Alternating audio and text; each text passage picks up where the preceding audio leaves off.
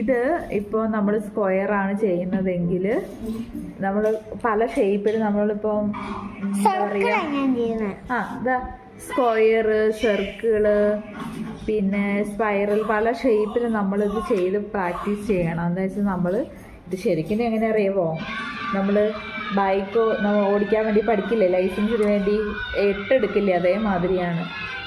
ഇടത്തോട്ടും വലത്തോട്ടും എല്ലാം ചെയ്യാൻ ഓക്കെ. അപ്പോൾ ഇത് ചെയ്യാനും കുറച്ചും കൂടി ഈസി ആയിരിക്കും കേട്ടോ. അപ്പോൾ എന്താ ചെയ്യേണ്ടത് അറിയാമോ, ഈ സംഭവമൊക്കെ സ്ക്വയറൊക്കെ ചെയ്ത് വരുമ്പോൾ നമ്മൾ ഇതിൻ്റെ ഈ മൂലയിൽ വന്നു കഴിയുമ്പോൾ ഇത് ഞാൻ കറക്റ്റ് കുത്തിയിട്ടില്ല, അതിൻ്റേതായ ചെറിയൊരിതുണ്ട്.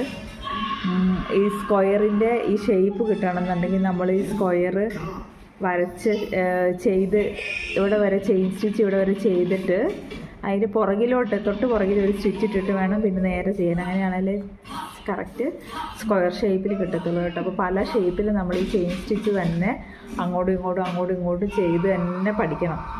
അപ്പോൾ ഇത് നിങ്ങൾ നല്ലോണം പ്രാക്ടീസ് ചെയ്യുക. അപ്പോൾ അടുത്ത വീഡിയോയിൽ കാണാം കേട്ടോ.